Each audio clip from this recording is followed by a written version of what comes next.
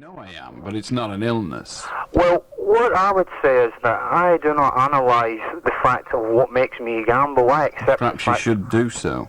well, I have searched and countless other people have also searched, and the general thesis within Gamblers Anonymous is that you're in the grip of a progressive illness, so I accept What that. do you advocate as a course for society to prevent idiots like you getting into the rut that you cannot avoid? Could you repeat that, please? What do you suggest as a course of action for society to prevent idiots like you getting in the rut that you seem unable to avoid? I wouldn't blame it on society. I asked you what course of action. I didn't ask you to blame anyone. What course of action? The course of action I would suggest for society to take would be simply to protect kids. How old were you? How old am I? How old were you when you first got involved? I was 14 when I first started And gambling. are you suggesting that is the case for most gamblers? I would suggest that gambling basically starts at an early age and it increases over a period of time. So how should society go about this avoidance? I don't think that society can do anything. Then why are you advocating a course of action if you're saying society cannot do something? I am suggesting that the powers that be simply enforce the law as it stands and prevent kids who are underage from actually going in and gambling and making the situation worse. Now, like you said, if people want to go in and they are inadequate and they become idiots, which one... Jimmy, I can remember when I was about 7 years of age, standing on a fairground in Holford, no, not Holford, it doesn't matter, Capesthorne Road, and putting the whole of my pocket money in those great big discs called pennies into a one-armed bandit of the conventional sort. And I can remember getting out of it 1 and a tanner and stuffing it all back in again, and actually spending the whole of the evening stuffing pennies in this big in one-armed bandit. I don't gamble. Well, I accept that. Some people know when to draw the line. So what you're suggesting is we should remove the pleasure of a few, of all, to protect a few from themselves? I'm not suggesting that at all, Alan. You are. I, for one, You are. You are. You were suggesting that children should not be allowed to play on those one-armed bandit-type machines. Mate, can I put a point forward, Alan? You've already put it forward. That was your point. If you want to change it, feel free. I don't want to change it. I want to emphasise it more. So when you said you don't want to remove somebody's pleasure, what you mean is you do want to. No. Make your bloody mind up. That is what you're saying. What I am saying is this, that I do not advocate, and I don't bother with bandits, mine has always been horses. I do not advocate that the race horses should be abolished. I do not advocate that betting shops should be abolished. Jimmy, should we come to terms with what you do advocate? Because we haven't got all night to list that you don't want the Queen to show her knickers either. We just want you to get on with what you do want to happen, because I have not got all night.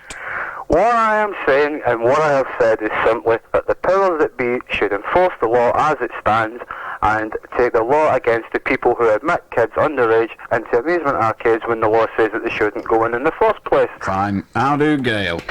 Yeah, Alan? Alan? Yeah. I wasn't making lemon cake before, you know. I was shouting you, but you couldn't hear me. Well, I can hear you now, Gail. Alright, yeah. I'm thinking of taking driving lessons. Driving or jiving? Driving. Fine. Yeah. And I've rung around a few schools, but the prices range from £5 to £9.95.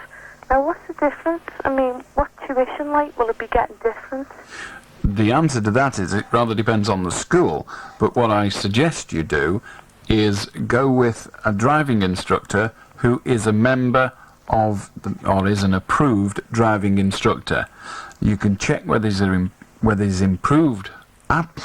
Good Lord. You can check whether he is approved or not, or she, simply by, when you go for your first lesson, asking them to show you their Ministry of Transport identification card. And if it is not a proper card, signed and provided by the Ministry of Transport with the MOT crest on the front and the driving instructor's photograph and signature on it, then it is not an approved driving instructor, and tell him to stuff his lessons, get out of the car and go home. Well, how do they get away with say, like, if he was an instructor and... Well, there are two ways they get away with it.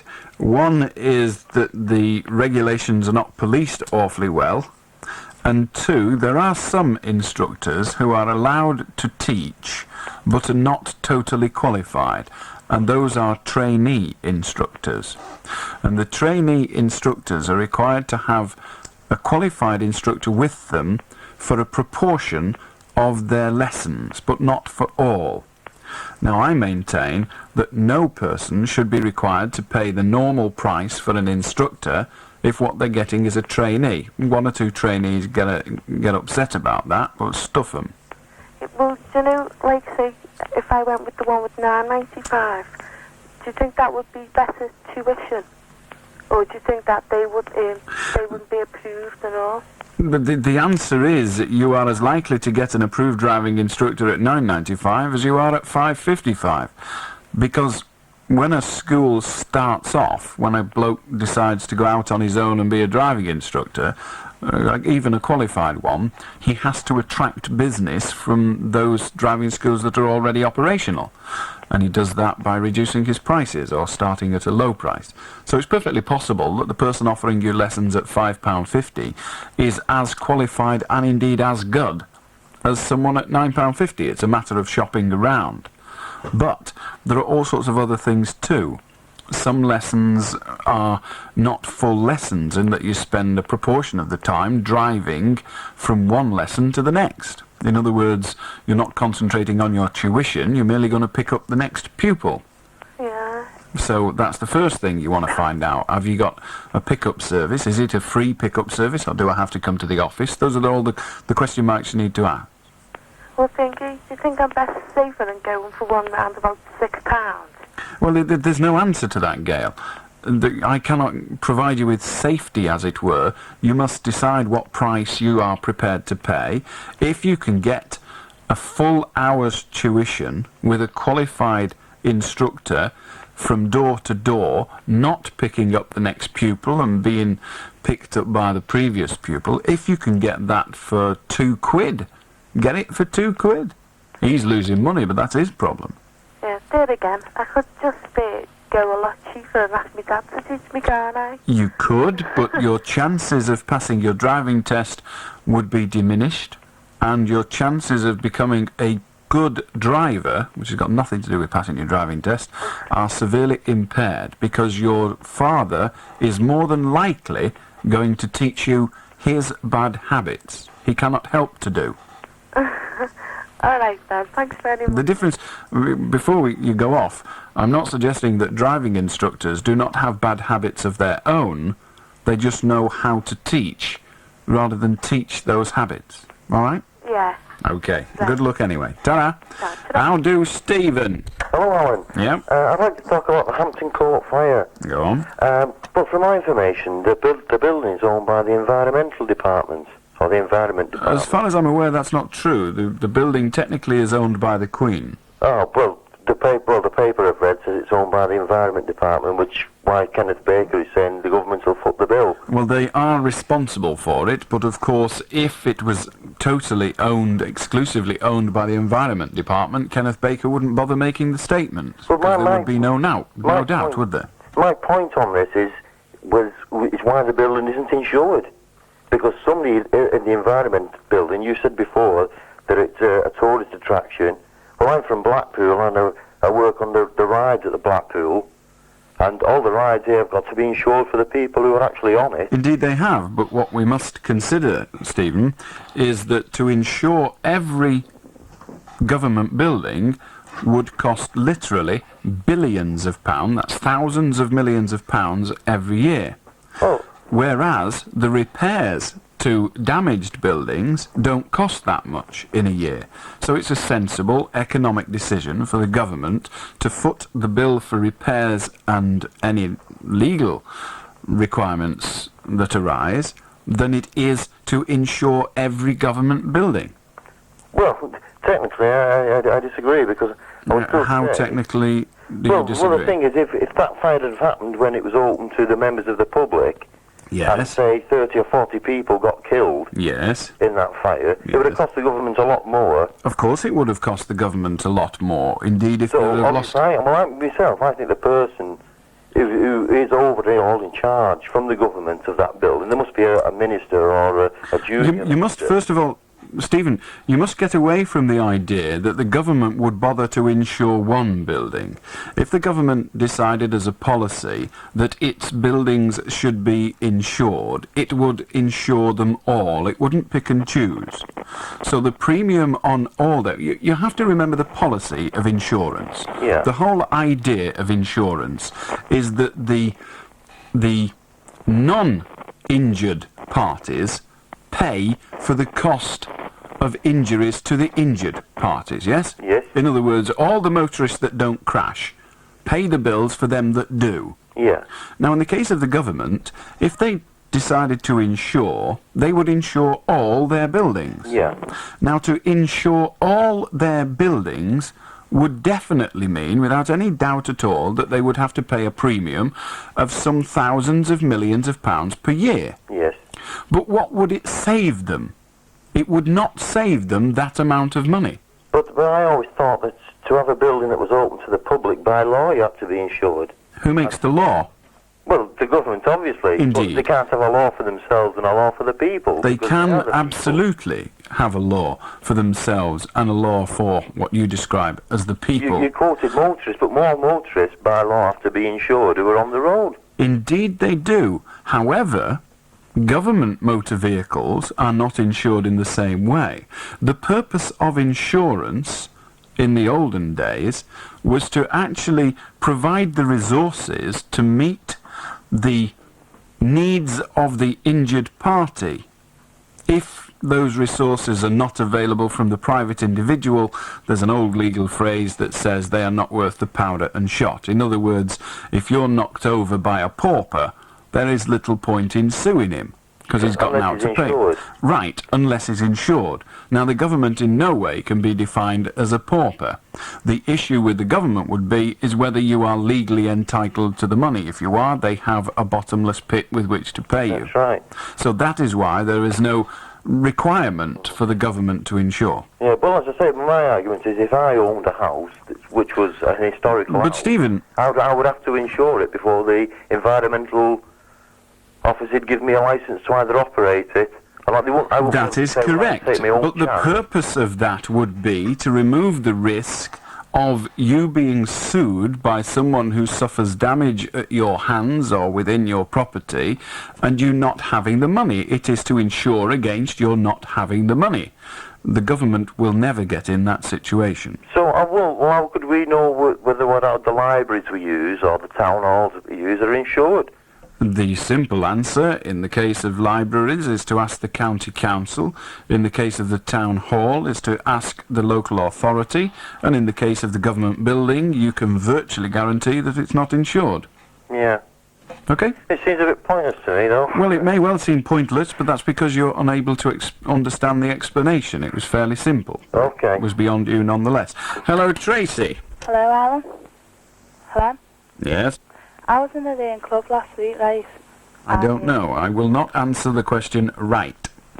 Well, I was in the club last week, and it was getting near the end, and my mate went to the toilet.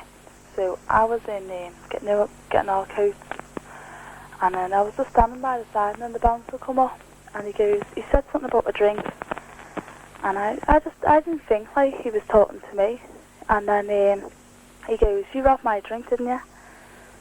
And then I went, "No." I thought he was messing at first, and then he goes, "You robbed my drink, didn't you?" I said, "No." And then he just grabbed hold of me, and then he just punched me in the stomach, punched me in the face, and threw me out. Is there anything I can do about that? Yes, go to a solicitor, Tracy, tomorrow. Tomorrow? Go to a solicitor tomorrow. Okay? Yeah. Ta-ra. Yeah. Colin, we'll be with you after the break. It's the place to come, where shopping can be found. The Newmarket Waterloo Road. Waterloo Road in Blackpool has a number of markets dotted along it, but two of them stand out from the rest, the New Market and M2 Market. They're both packed with top quality bargains to give you peace of mind when shopping. The New Market and M2 Market are also convenient because they're directly opposite each other on Waterloo Road, Blackpool. Don't settle for anything else and don't be fooled by imitations. The New Market and M2 Market are the original and still the best. It's the place to come, where shopping can be fun. The New Market, Waterloo Road. Did you know that 3 people out of 7 in Lancashire have relations in Australia? Red Rose Radio and National Travel World do, and that's why we want to invite you to our Australian evening at Preston Guildhall on Friday, April the 11th. There will be the fabulous Jim Bowen's Bullseye and full cabaret show with great prizes to be won. Everyone attending the show will go into the grand draw for a return aircraft seat with Qantas to Melbourne or Sydney, and the winner of the Bullseye game will win 2 weeks holiday in Australia. There'll be lots of giveaways and lots of surprises, so don't miss out. Book your ticket at any branch of National Travel World or Red Rose Reception now. They're only £2 each, and a bus will run you to and from the show free of charge. Make it a night to remember with Jim Bowen's Bullseye, Qantas, National Travel World and Red Rose Radio on Friday, April the 11th.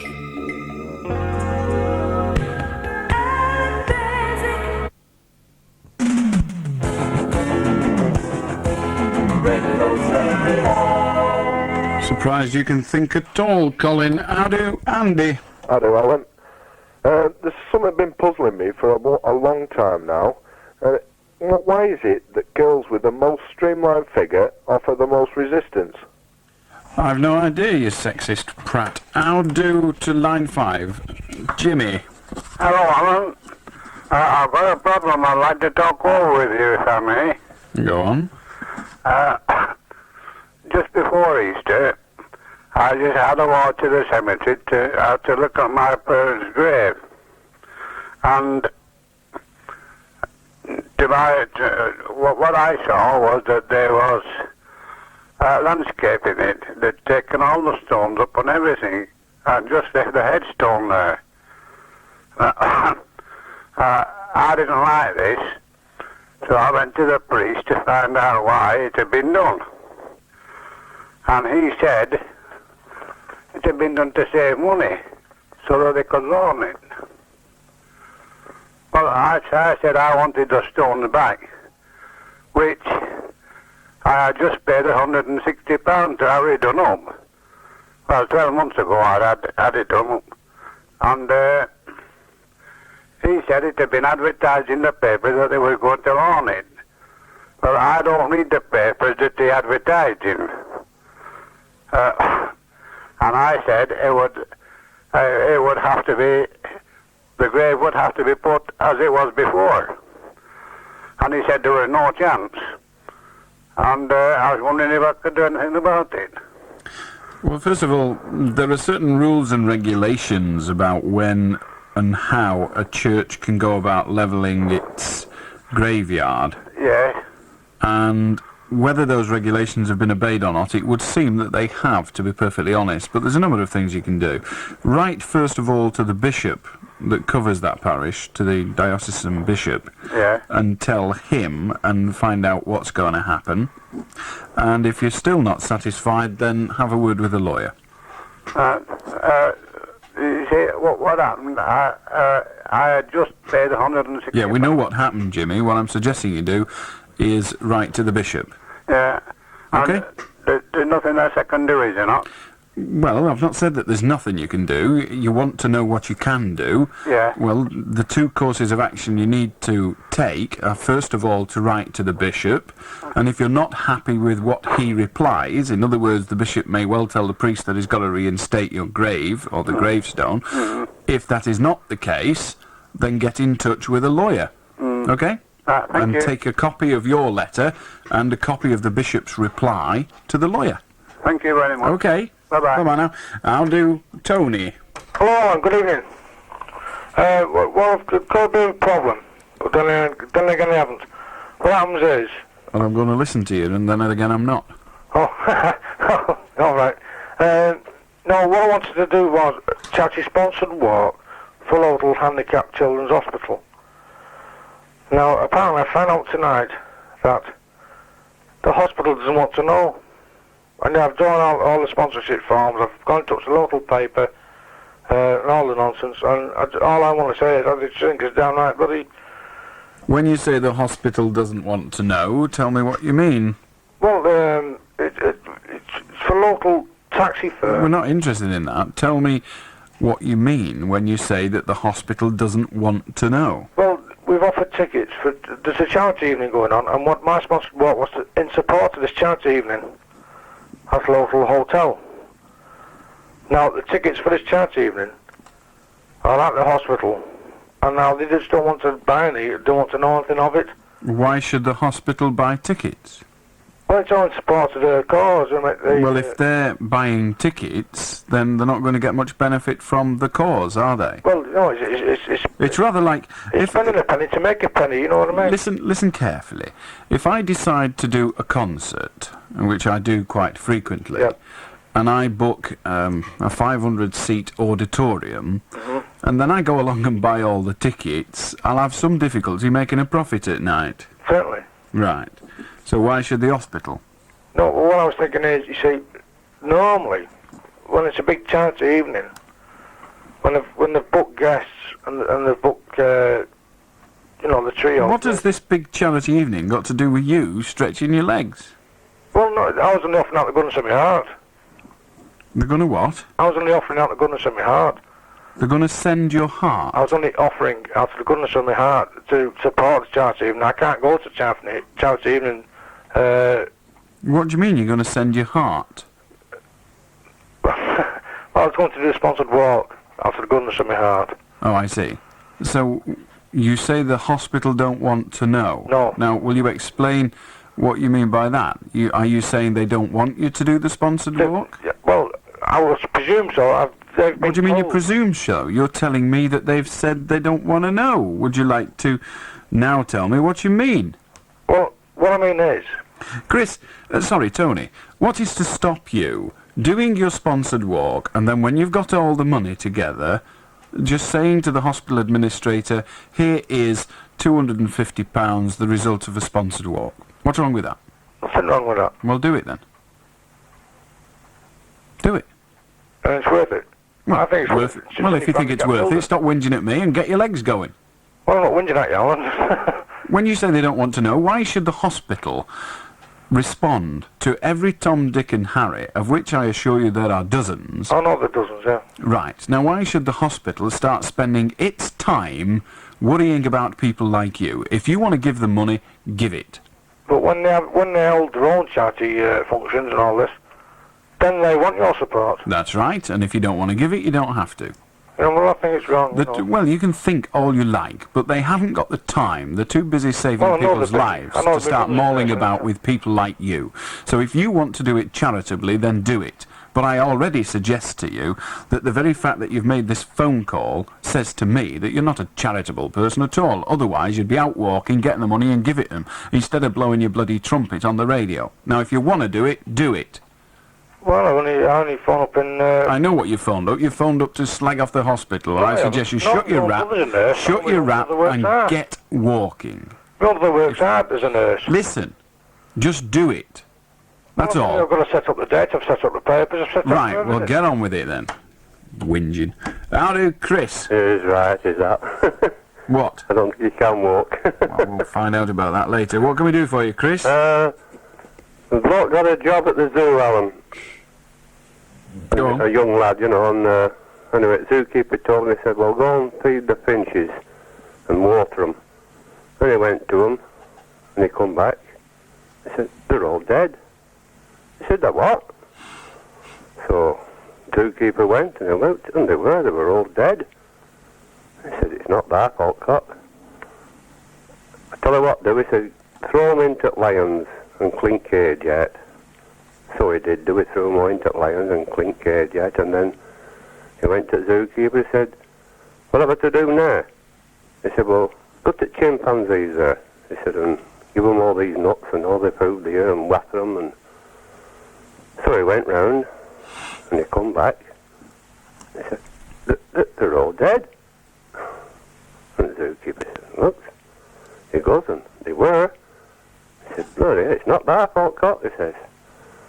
Get them thrown all into lions and clean the cage out. So we threw them all into lions and cleaned the cage out. And he went back to him, he said, what do you want me to do? He said, it's a bit of a jinx, is this? I don't know what to do with him. So he said, tell you what, he said, right at the other end of the zoo, there's some bees.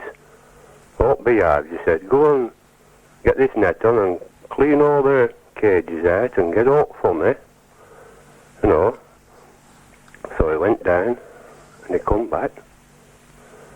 He said, they're all dear. And they're all stuck in, mushed into honey. And he went down, he said, bloody hell. Go on, he said, clean them out, he said, and throw them into lions. They'll like them, you know. So he did do it. Anyway, to cut it short, another lion they were expecting, and it come into this zoo. And they put it into a cage to the lions, and it turned to the lions, it says, is it all right here? But the lion said, oh, it's grand.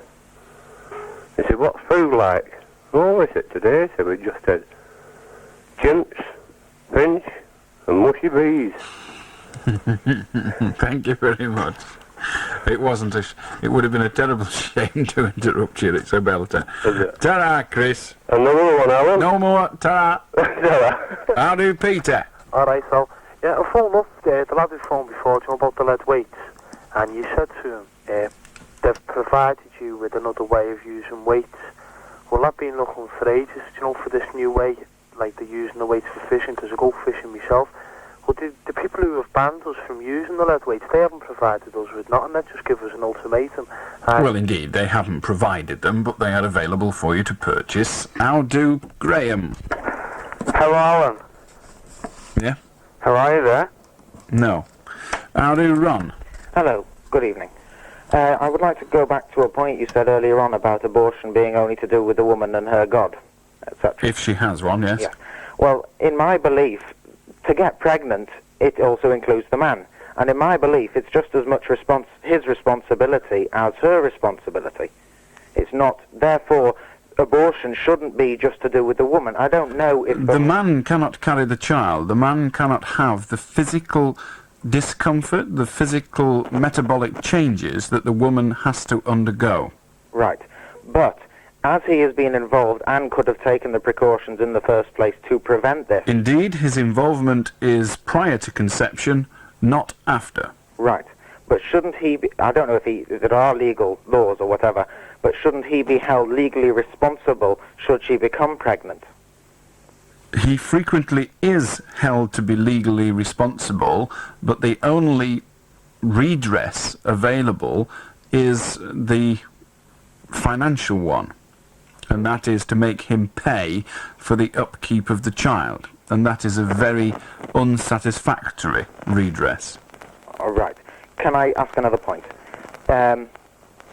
If a woman got pregnant and wanted an abortion, it is, in my opinion, only correct if it is not going to cause any physical or mental damage to the woman. That's my opinion. I don't think an abortion should be done just for the sake of I can't be bothered. I think that it should be decided by doctors and psychiatrists. Well, Jeff, that is the law. Sorry, Ron, that is already the law. 2 doctors have to sign a statement that it will cause physical or mental harm to the woman. That is the current legislation. Therefore, no women are going to get abortions simply for the sake of she made a mistake and she can't be bothered to cope with her mistake.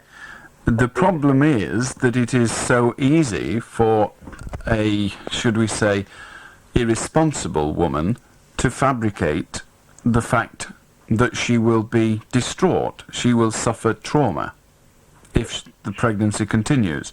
And so the doctors are in a cleft stick. They may well believe that the woman is pulling the wool over their eyes, but cannot afford to take that chance. Right. Well, thank you very much. Okay. Thank you. Jeff, after the break. Commencing the 4th of April at the Wigan Little Theatre, Barry England's successful play, Conduct Unbecoming. Set in the turbulent days of the Raj of India, Conduct Unbecoming tells the story of a British officer and his misconduct with one of the ladies. The play takes place in the officer's mess and must not be missed. Conduct Unbecoming at the Wigan Little Theatre. Ring the box office now on Wigan 42561. That's Wigan 42561 to make your reservations. It's the place to come, where shopping can be fun. The Newmarket Waterloo Road. Waterloo Road in Blackpool has a number of markets dotted along it, but two of them stand out from the rest, the New Market and M2 Market. They're both packed with top quality bargains to give you peace of mind when shopping. The New Market and M2 Market are also convenient because they're directly opposite each other on Waterloo Road, Blackpool. Don't settle for anything else and don't be fooled by imitations. The New Market and M2 Market are the original and still the best. It's the place to come, where shopping can be fun. The Newmarket Waterloo Road. I'm here at the Hazelmere Industrial Estate, just 1.5 miles from the M6, to follow up reports about... Excuse me, sir, what's the rush? It's the Hazelmere Estate. It's ideal for my business. 36,000's already gone, and there's only 3 units left of 14, 28 and 42,000 square feet. You better be fast on yours then. Eh? On what? On your feet. Oh, absolutely. If you want to pick up some square feet at the Hazelmere Estate, you've got to be on your toes. Talk to Derek Waden Waters on Preston 323 666 and get your business on the right footing. Hello, Jeff. Yeah, right, Allan. Right, what do you call a Welshman with a stick up his backside? A taffy apple. That's dreadful. How do, Peter?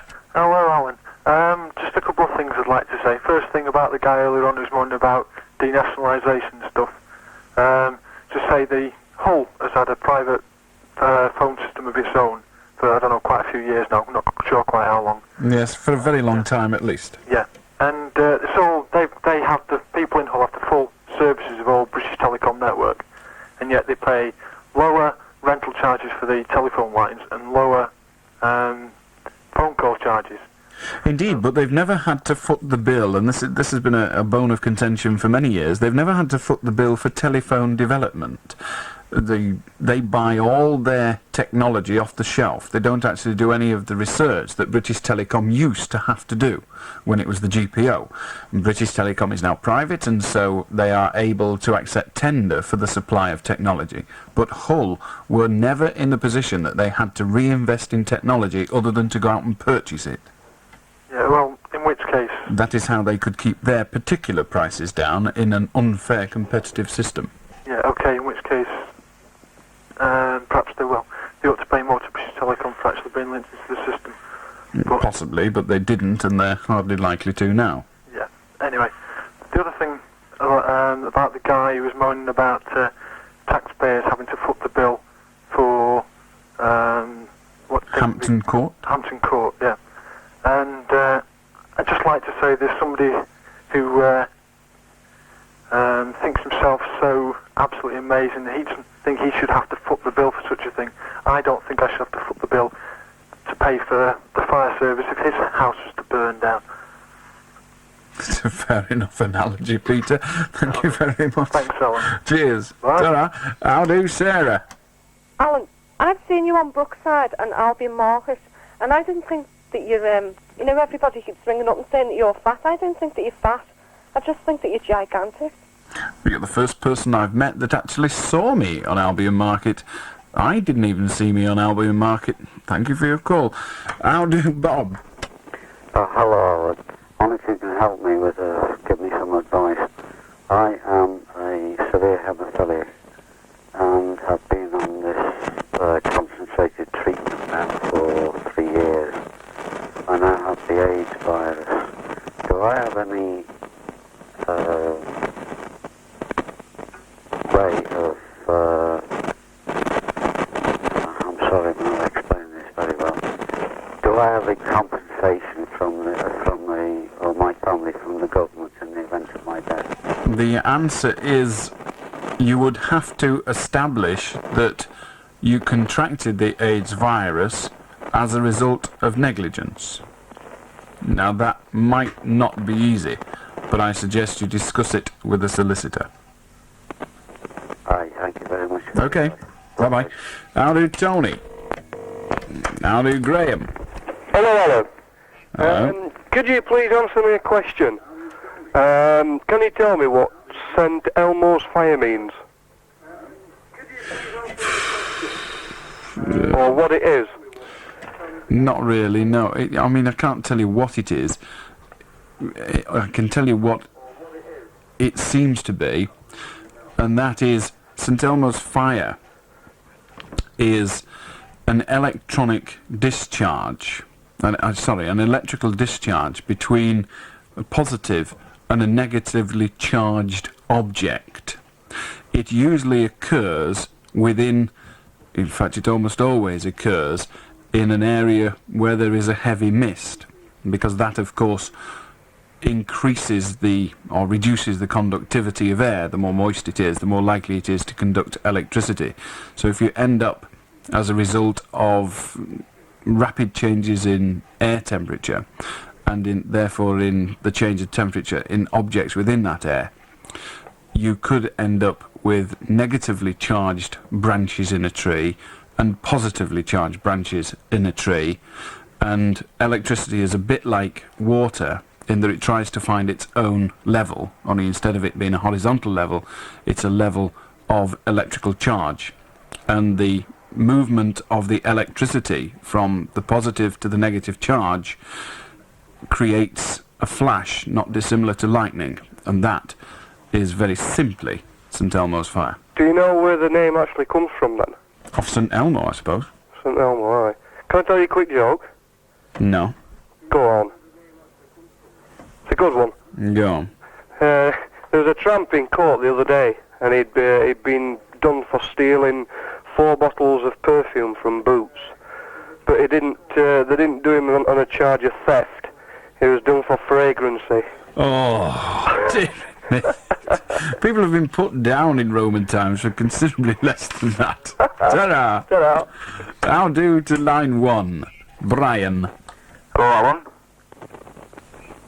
There's this Yes? rabbit and this snake, and this rabbit says to the snake, I've never seen myself before. Can you tell me what I look like? And the snake said, well, you're small and you've got 2 big ears and you've got a nice little wet nose and a fluffy little tail. Then you're dead fluffy and cute. I said, oh, thanks a lot. And the snake says to him, well, can you tell me what I look like then? He says, well, you're long and you're thin and you're slimy and you've got a forked tongue and you hiss a lot. And the snake said, oh, God, I'm not a skater, am I? Get off. How do Hillary? Hello, Alan. I'm a member of the nursing profession, and I'm very concerned at the moment about the Griffiths report, which obviously you must have known about, where they're getting unit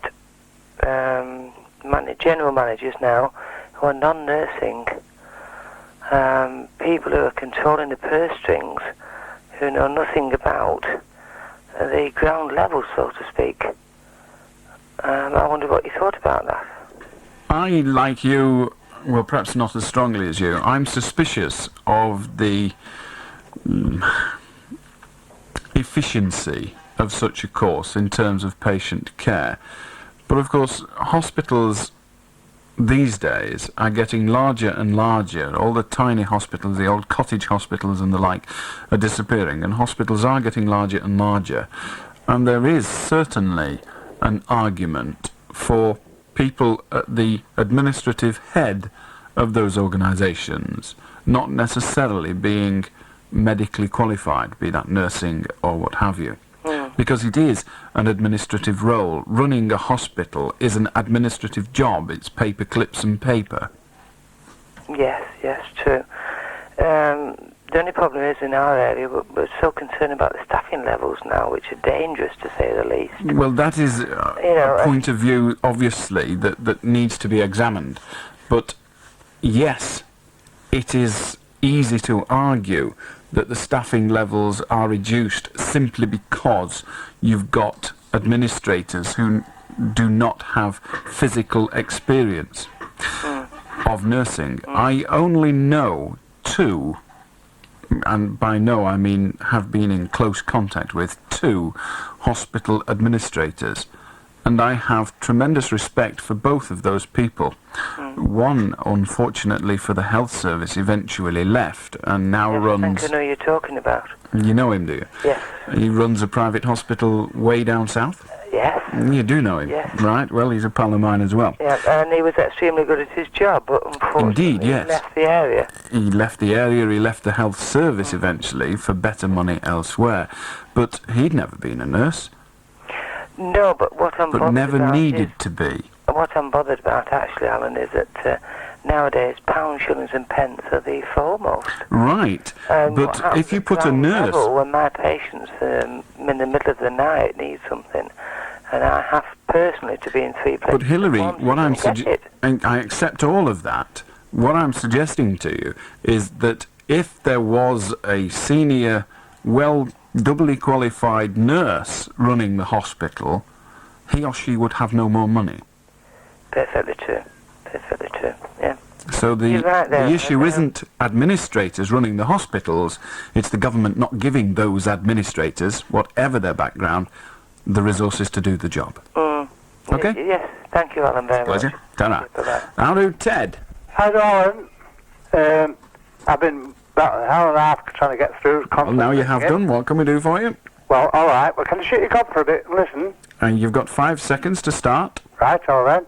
First of all, there's a limited number of Your doctors. 5 seconds are up and you haven't told me anything other than first of all. Goodbye. How do Graham? Hello, Alan. I'd like to talk about victimisation of the mentally handicapped in the community. Well, are you going to talk about it? Now, I have been on several day trips out with the mentally handicapped, and I've had nothing but laughing at my patients. I'm a auxiliary nurse at Brockhall Hospital, and I have had nothing but laughing at my. I'm sorry, Graham. Yeah. Your choice of language is unfortunate. When you say you have had nothing but laughing, that means every single human being you've come in contact with, whilst out on one of these trips, has laughed at you. Now that, of course, is not true. No, not every single one, Alan. Right, an awful lot did there not. There has been helpful people there. Right. So first of all, before you start condemning society, let us try to quantify what it is you're talking about. What you mean is, you saw a few people laughing. Yeah, I'm sorry about that. I mean, not every person, but like a lot of the people. Was it the majority of people? Not the majority. Not even the majority. Actually, you see, Graham, you're talking about the victimisation of people. Now, your choice of the words... I'm talking about the minority. You're talking about victimisation. That was what you said you wanted to talk about. By the minority. Right. Well, it's not victimisation, is it? No, you work with them. It's actually laughing at my residents from Brockhall. Graham. I am actually in charge of 8 residents from Brockhall. Graham. I have had. Go on. Graham. Go on. Right.